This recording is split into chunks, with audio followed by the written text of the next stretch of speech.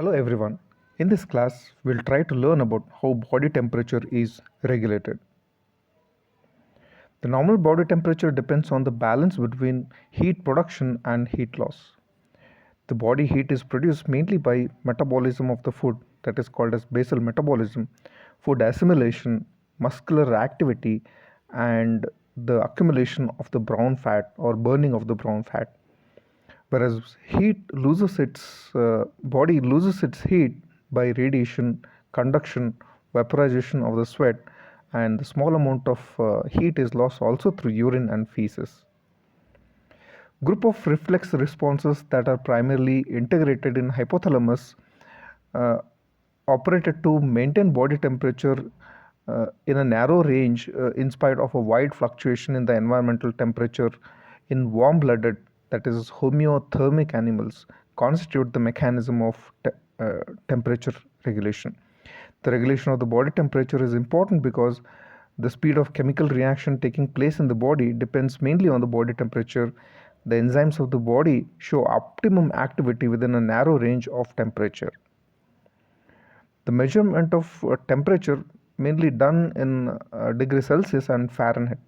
The normal oral temperature is 36.3 to 37.1% centigrade or around 98.6 degree Fahrenheit. The scrotal temperature is 32 degrees Celsius, which is a little less than the normal body temperature, which is useful to facilitate the spermatogenesis in males. Oral temperature is 0.5 degrees Celsius less than the rectal temperature. Oral temperature is variable, but the rectal, that is core temperature, is constant.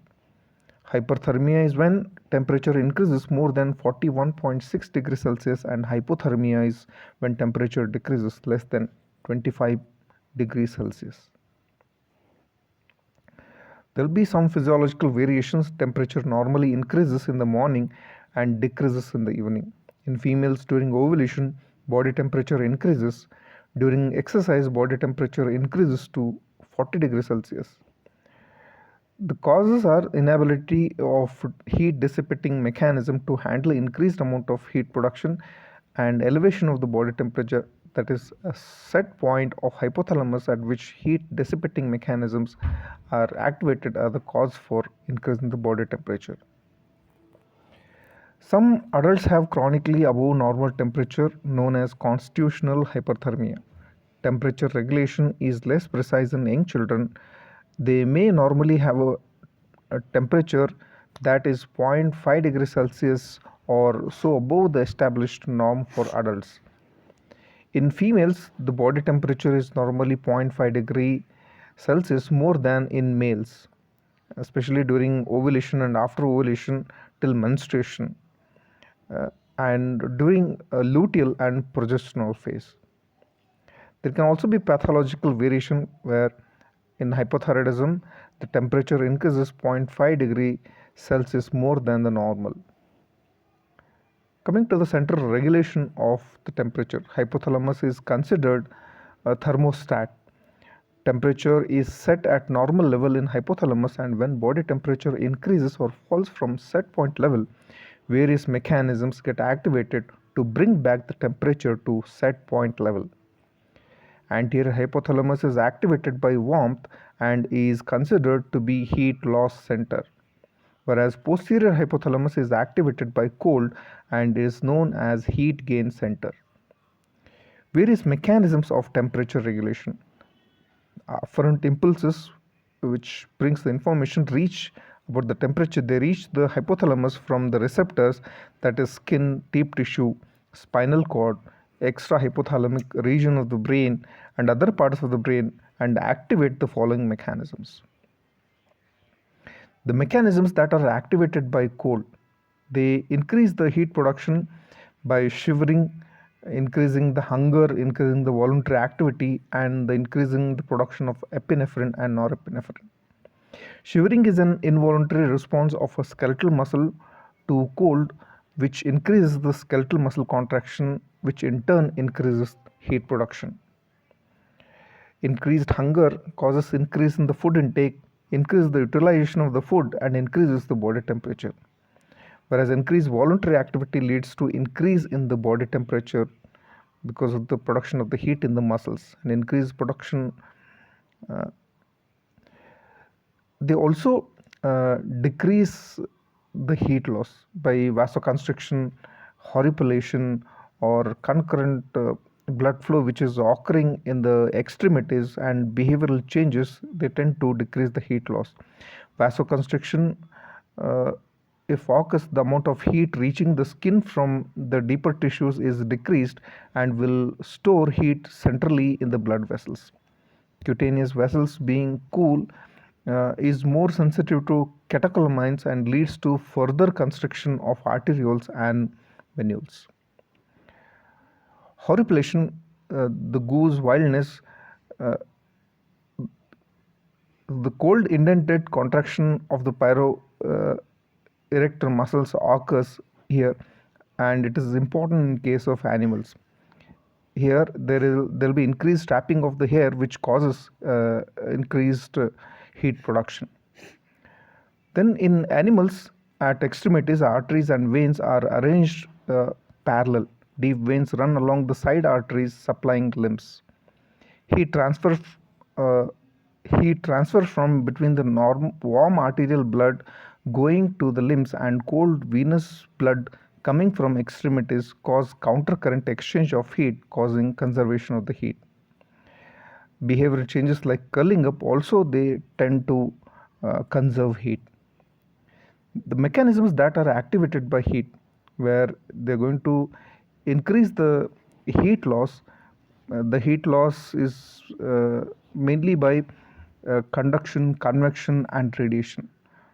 When surrounding temperature is much lower, heat loss takes place mainly through the conduction, convection, and radiation. When surrounding temperature is close to body temperature, evaporation becomes a major route of heat loss. Sweating. When body temperature increases, there is increased sweating, thus increased vaporization of water from the body surface, which in turn decreases the body temperature. Vaporization also occurs through mucous membrane of oral cavity and respiratory uh, passages. Thus, there is a certain amount of water loss continuously, called insensible loss of water. Vaporization of 1 gram of water removes 0.6 kilocalories of heat. Cutaneous vasodilatation. Conduction occurs from surface of one object to surface of another object.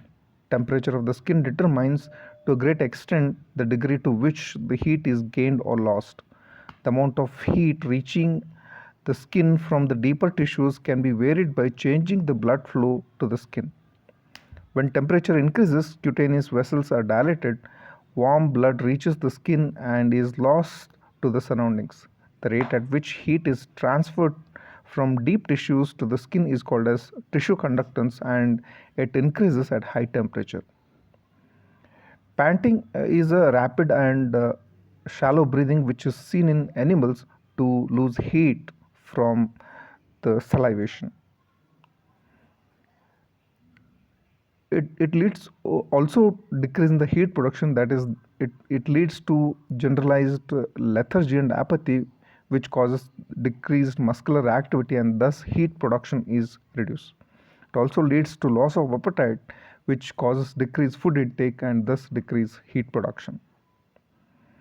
So this is a diagrammatic representation of uh, the regulation of the body temperature. It is mainly regulated by the hypothalamus, the anterior hypothalamus and posterior hypothalamus. Anterior hypothalamus is preoptic center, where it is going to receive information from the peripheral neural structures and blood temperature and pyrogens.